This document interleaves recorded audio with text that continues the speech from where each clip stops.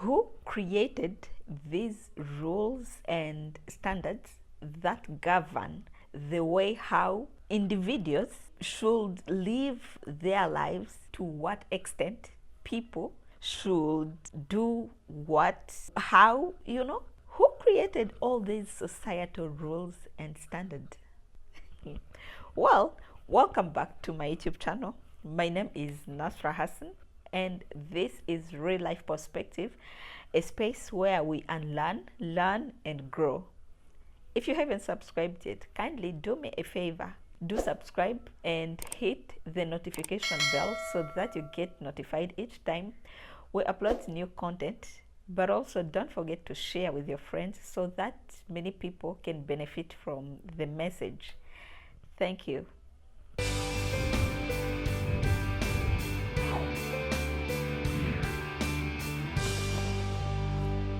First of all, must we subscribe to all these societal norms?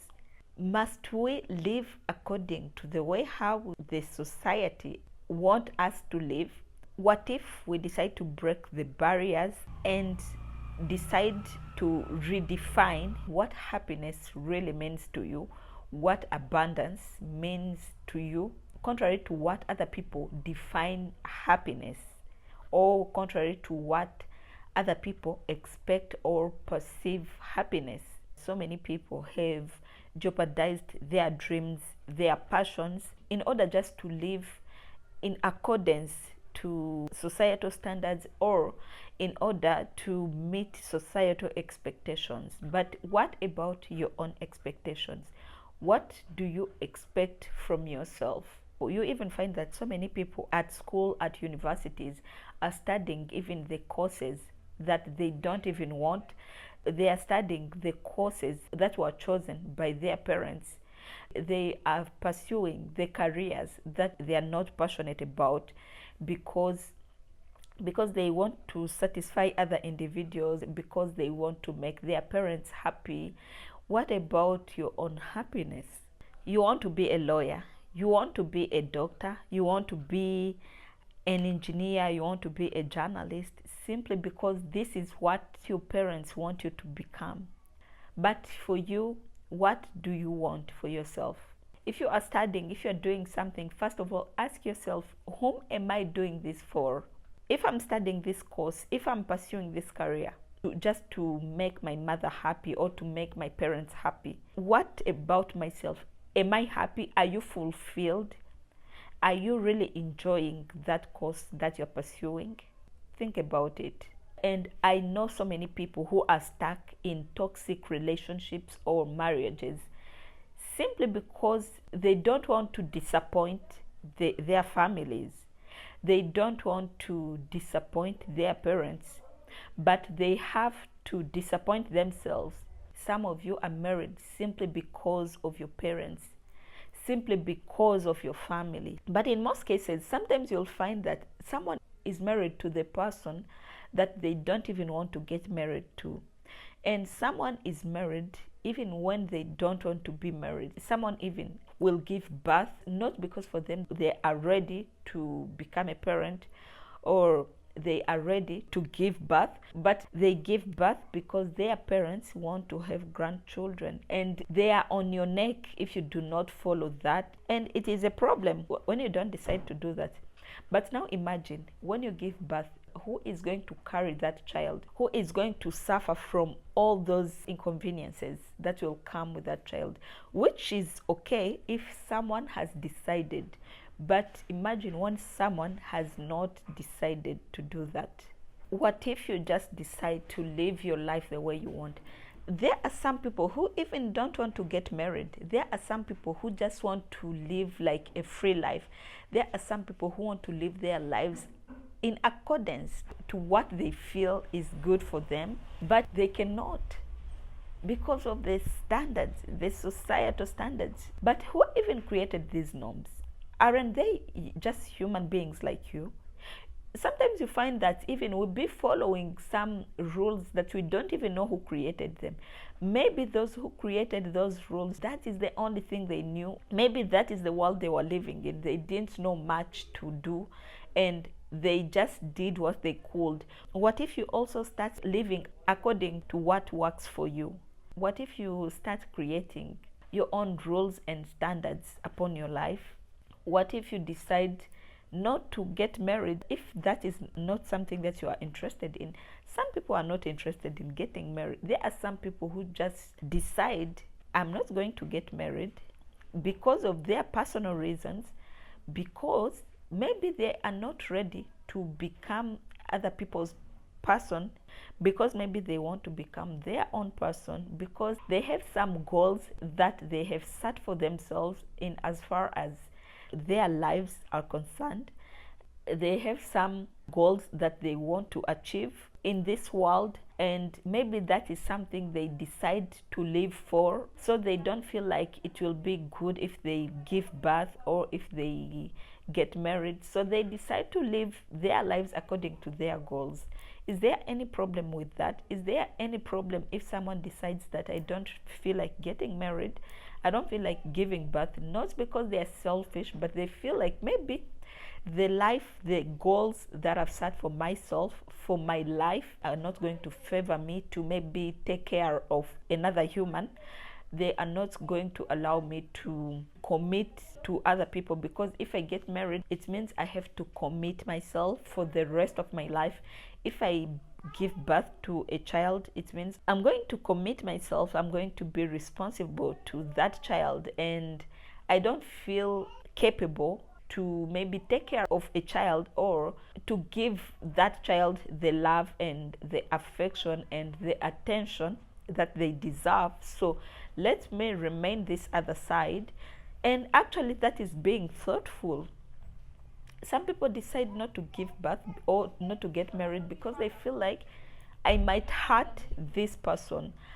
Maybe this person is going to commit 100%, and me on the other hand, I have other goals. If I decide to go in, maybe I'm going to hurt this person according to how I want to live my life as me, according to what happiness means to me. I don't feel like I want to share my space with another person.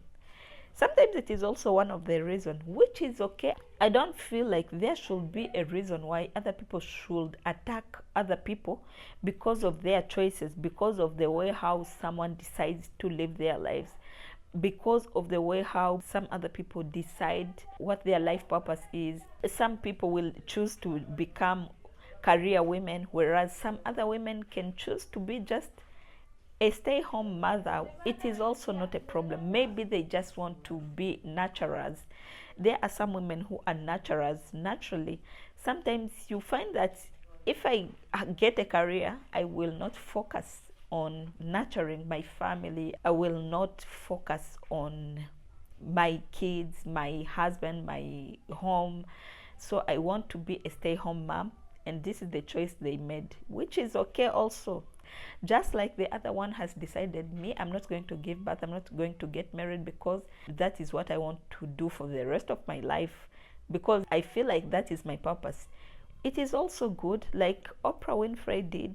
She's a powerful woman, but she decided not to give birth, not to get married, not because she's mean.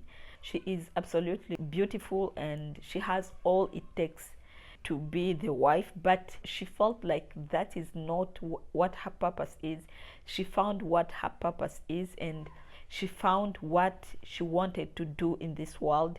She wants to explore the world in a way that if she decides to have a child or a husband, she might not give them the attention. It might not allow her to live her life according to how she wants to live.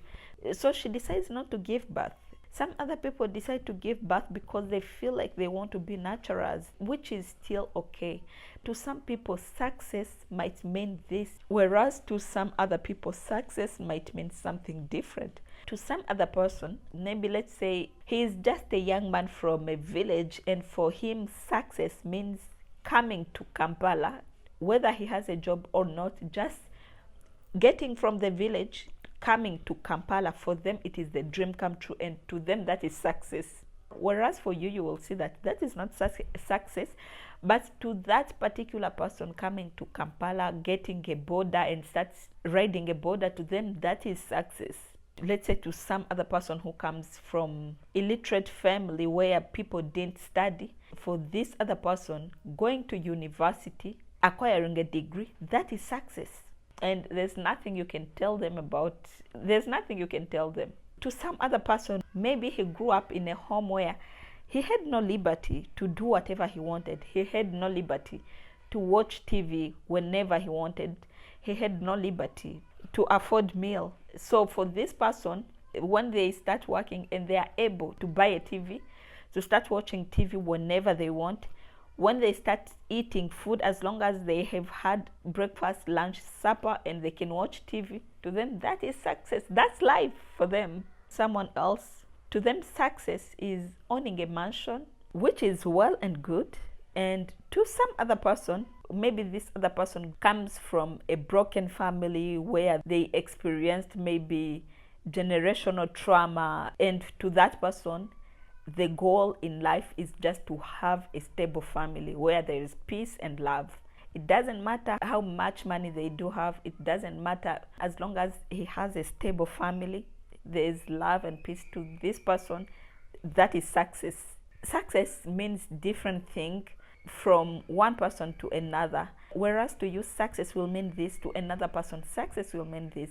Whereas for you, you want to live your life this way, to another person, they want to live their lives the other way round, which for you, you may think that it doesn't make sense, but maybe it makes sense to them, maybe according to where they come from, because you cannot know where someone is going when you don't know where someone is coming from. People come from different backgrounds, people come from different experiences, and all these will shape what success means to you, to another person. All this will shape what happiness will mean to you vis-a-vis to how it means to another person. At the end of the day, people should live their lives according to how they feel success means to them. At the end of the day, it is you. Everyone on this earth is running their own race, and at the end of the day, it will be you at a certain age, maybe in your 80s or 90s or 60s. Start evaluating yourself. What have I done with my life? What have I done? Did I live enough? Did I do what I was supposed to do? All those things. The goal is live a life with no regret. You get? So no offense. If someone else is doing something that you feel like for you cannot do, don't judge them. Don't show them that for them they are maybe stupid, they don't know how to live, or they don't know what life is. According to them, that is what life is. According to them, that's what success is. At the end of the day, it is God above all. So whereas for you are judging another person, what about yourself? If you see that this person is not good enough, this person is a sinner, this person is this, what about yourself? At the end of the day, you are not God's secretary. At the end of the day, we are accountable to ourselves and also to God who created us. It will be you and your God. God will ask you, what have you done with the skills that I gave you, with the gifts that I gave you? What have you done to make that world a better place? What have you used those skills for to make the world better than you found it? You know, God will not ask you about me. God will not ask you about another person. So at the end of the day, it is a free world. Everyone is accountable to themselves. So we should stop with all these rules. At what age you should do what, you should not do what. All these things are just societal rules. I don't think there's even in a Bible or Quran where there's age limit to happiness or to do what you're supposed to do in this world. And this is all from me. I hope this information has made sense, and if you resonate with this, kindly give it a thumb up, and do not forget to subscribe, like, but also share it so that the message can benefit so many people, but also so that you can support my YouTube channel and also encourage me to keep creating more content. And from real life perspective, I can't wait to see you in the next episode. Until then, it's a wrap. My name is Nasra Hassan. Bye and stay blessed.